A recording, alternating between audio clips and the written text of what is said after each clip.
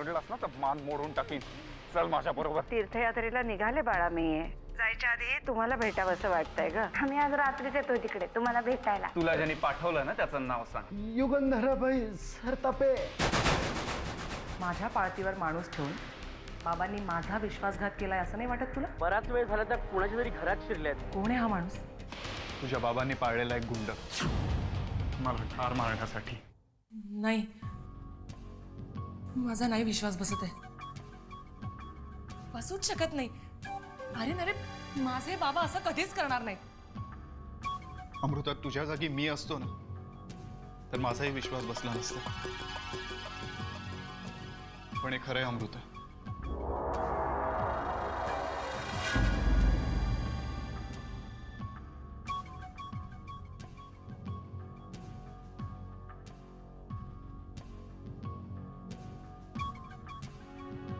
बोल रे. आता बोलतोस का? सांगतो. मला किल्लेदार साहेबांनी पाठवला होता. यांची सुपारी दिली होती.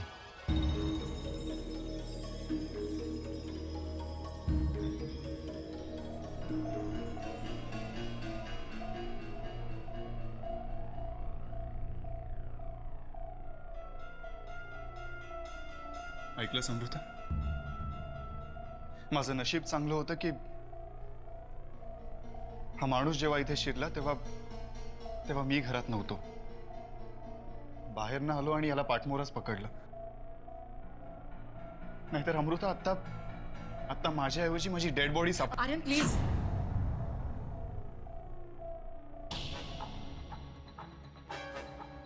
पुन्हा असं कधीही बोलू नकोस. तुला काहीही झालं ना तर मी मरून जाईन. अमृता, पण तुझ्या बाबांनी जर असंच ठरवलं असेल तर असं व्हायला जास्त वेळ लागणार नाही अमृता.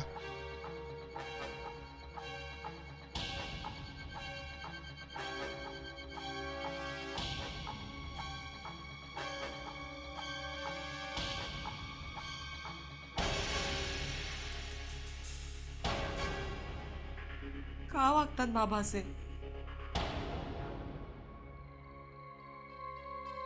माझे बाबा ज्यांच्याशिवाय माझं आयुष्य रिकाम आहे ते आज माझ्याच आयुष्यावर उठले.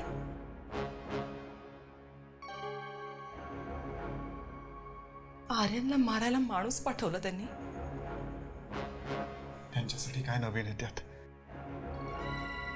आज मला मारायला माणूस पाठवला.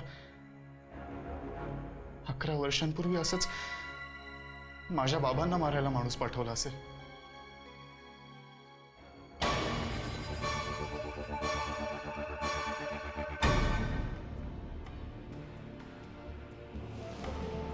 अमृता,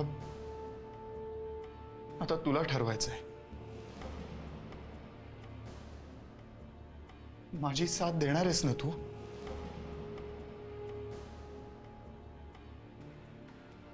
ज्या माणसाने माझ्या बाबांचा खून केला त्याच माणसाच्या मुलीच्या प्रेमात पडलोय मी. तिच्याशी लग्न करायचंय मला.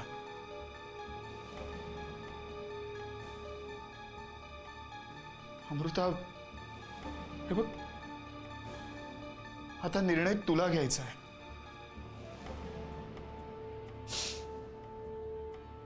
नीट विचार करून निर्णय घे. कारण हा फक्त तुझ्याच नाही तर माझ्या आयुष्याचाही प्रश्न आहे.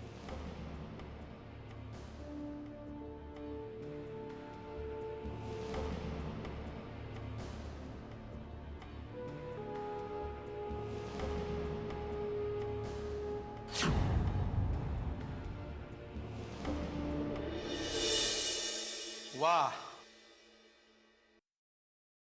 उत्तम. अन्नदाता सुखी भव. फर्स्ट क्लास झालं जेवण. हा, मगाशी नीट बोलता नाही आलं. पण आता सांगा, खरंच हवा पालट म्हणून इकडे आलात? हवा पालट हा एक बहाणा ग. रखमा मावशींच्या हातचं जेवलो नव्हतो बरेच दिवसात. जेव्हा असं वाटलं आलो. अजूनही लपवताय माझ्यापासून?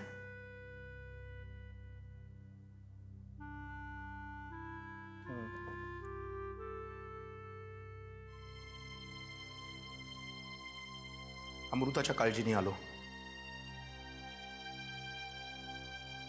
तुम्ही आलात की यांनी पाठवलं? असं पाठवायचंच असतं ना. दादाकडे बरीच माणसं आहेत. जानकी, हे कुठे ना कुठेतरी थांबवलं पाहिजे आपण. आपण म्हणजे? म्हणजे आपण सगळ्यांनी. कारण या आर्यन आणि अमृता प्रकरणात आपण प्रत्येक जण या ना त्या कारणाने सहभागी आहोत. त्या दोघांचं काय करायचं हे यांनी ठरवून टाकलंय. आपण काय बोलणार? हेच मुळात हा असा विचार करणं आधी थांबवलं पाहिजे. आपण काय करणार, मी काय करणार. आपण काहीही केलं तरी त्यांनी काही फरक पडणार आहे का? कारण हे एक हट्टी असले ना तर अमृता 10 हट्टी आहे. बरोबर आहे. पण त्यांच्या हट्टीपणाचं आपण असंच कौतुक करत बसलो ना, असेच वागत राहतील ते. नाही, आता जे काही करायचं ते समोरासमोर बस. नाही तर जानकी, एक दिवस एकमेकांमधले गैरसमज इतके जास्त वाढत जातील. आयुष्यभर एकमेकांपासून लांब जाऊ आपण. मी सांगतोय तुला. मी काय करू शकते? अगं पुन्हा तेच. मी काय करू म्हणजे? आता काही करू शकलीस तर ती तूच आहेस. समजाव त्यांना प्रेमाने, धाकानी, धमकावून, दरडावून, काय वाटेल ते. I don't know. पण त्यांना समोरासमोर आणलंच पाहिजे. मी आज मुंबईला जातीये, तेव्हा बोलते मी यांच्याशी. बोल.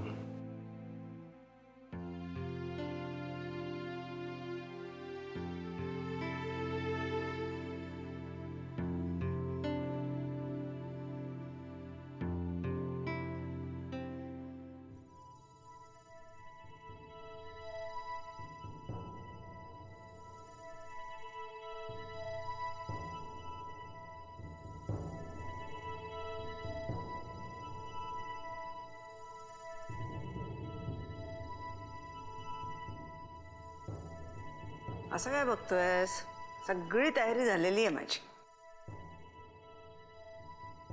आता बाई, खरंच जाणार आहेस तू? नरसिंहा, असं नाही, पण मला करमणार नाही तुझ्याशिवाय. अरे मला तरी कुठे करमणार आहे तुझ्याशिवाय. पण आता हे करमणं न करमणं त्यातनं बाहेर यायला पाहिजे.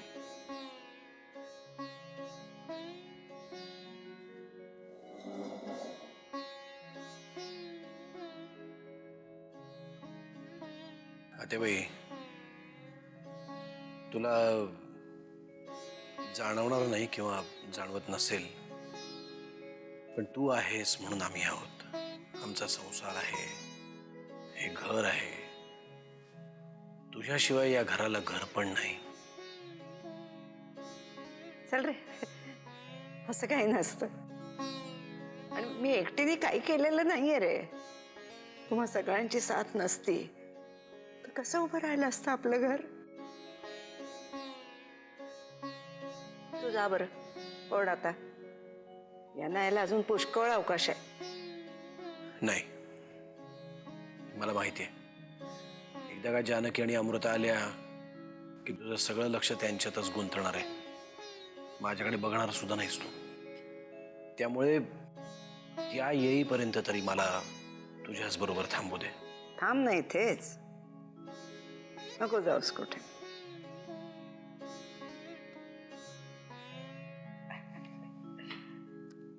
आता बाई,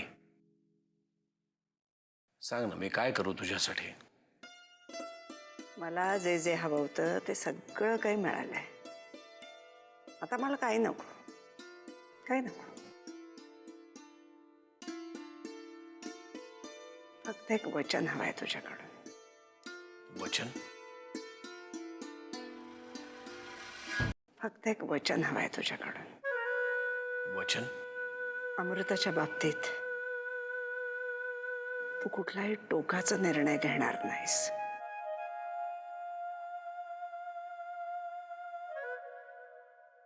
अमृताच्या बाबतीत कुठलाही टोकाचा निर्णय घेण्यासारखी परिस्थिती मी येऊच देणार नाही.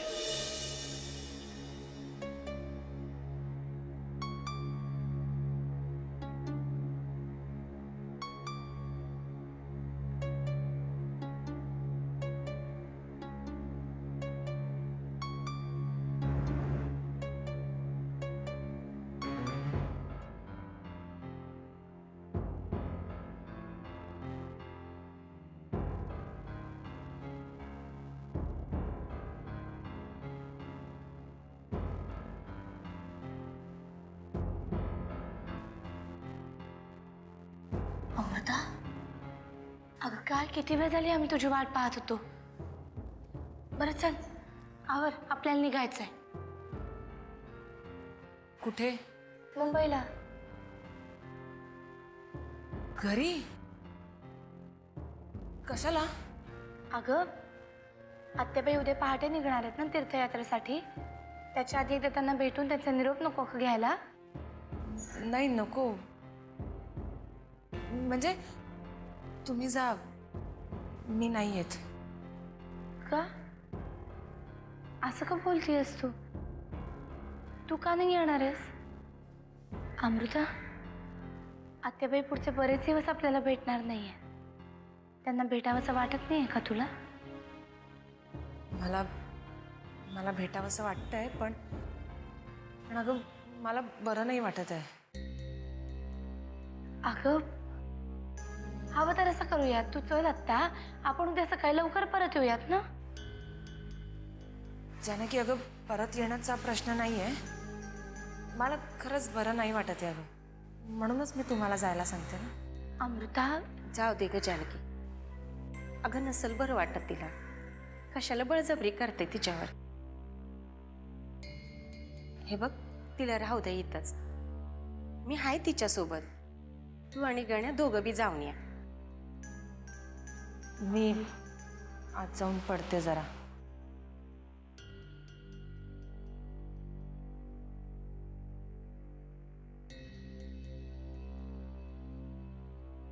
जाऊ दे ग जानकी.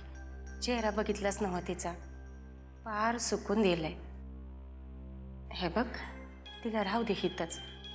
मी आहे तिच्याबरोबर. तू काय बी काळजी करू नकस.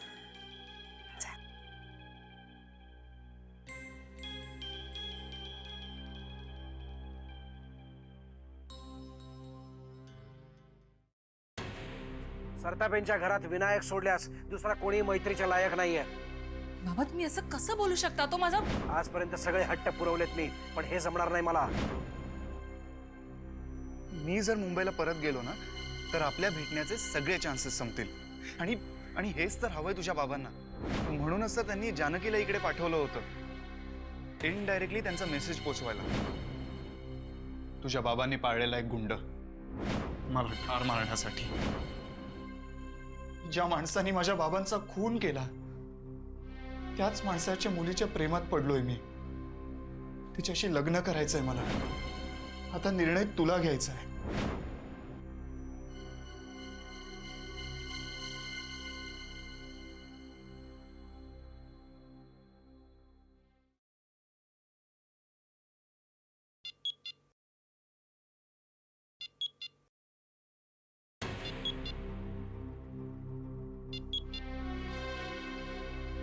काय ग, एवढ्या रात्री कसा काय फोन केलास? नाही, खरं तर मी हा प्रश्न विचारणं चूकच आहे. म्हणजे मी पण तेवढ्याच आतुरतेने तुझ्या फोनची वाट पाहत होतो. आर्यन, मी निर्णय पक्का केलाय. आपण पळून जाऊन लग्न करूया. Thanks Amrita, thank you so much. तू तुझ्या तोंडून हे वाक्य ऐकण्यासाठी मी वेडा झालो होतो अमृता.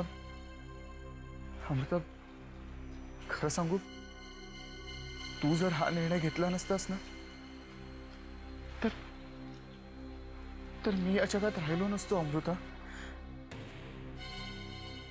आर्यन, आज तू हे सिद्ध केलंयस की तुझ्या इतकं प्रेम माझ्यावर कोणीच करू शकत नाही. एवढंच नाही अमृता, मी आयुष्यभर तुझ्यावर असंच प्रेम करत राहीन. आर्यन, मी सुद्धा नाही राहू शकत रे तुझ्याशिवाय. हे बघ, आज जानकी सुद्धा इथे नाहीये. आज रात्रीच मी तुझ्या इथे येते.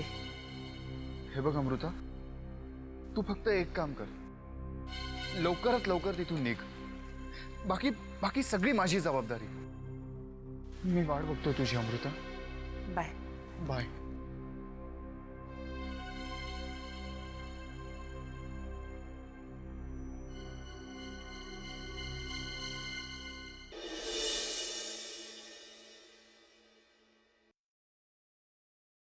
आत्याबाई, अरे या या या, तुमचीच तर वाट पाहते. नरसिंहा, आली रे तुझी बायको. रे काय राष्ट्र निघालं का? हो. चला, बरं झालं. कसा आहेस? मजेत. रमावतीला खूप मजा केली ना? हो, खूप मजा केली. आणि हे काय, अमृता कुठे? त्याने तुम्हाला फोन नाही का केला? ती मला म्हटली होती तुम्हाला फोन करणार म्हणून. ती नाही आली. म्हणजे काय झालं? नाही, तिला थोडं बरं वाटत नव्हतं म्हणून मग मीच म्हटलं येऊ नको, आराम कर म्हणून. अरे देवा, म्हणजे हवा पालटासाठी गेली ही पोरगी आणि तिथे आजारी पडली? नाही नाही, बाहेर काही नाही झालं, चेहरा सुकल्यासारखा वाटत होता. हा, बरं असू दे, मी करीन फोन तिला. चल गणेश, माझ्या खोलीत चल. सगळ्या रमावतीच्या गमती सांगायच्या हा मला. जानकी, तू पण ये. हा, अगं माझं विमान उद्या पहाटेच आहे. आज रात्रभर आपण गप्पाच मारूया. चालेल. चल रे.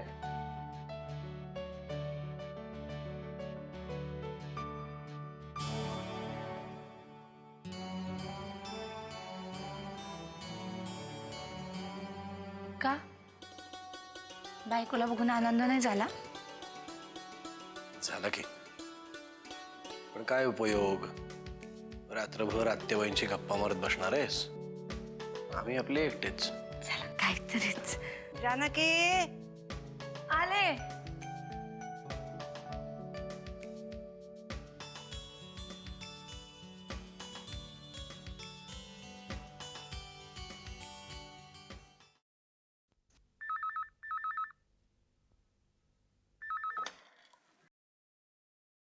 कोण? आई, मी बोलतीये, जानकी. हा, पोचलीस का ग? हा, पोचले, नीट पोचले. तू झोपली नाहीस अजून? नाही ग, तुझ्याच फोनची वाट बघत होती. म्हटलं एकदा अमृताला बघावं आणि मग तुझ्या पोचल्याचा फोन आला की मग झोपावं. अमृता कुठे आणि काय करतीये? ती कवाच झोपली, थोडासा भात खाल्ला आणि झोपली. बर बर, तू पण झोप आता, आपण नंतर बोलू. बरं, ठेवते हा.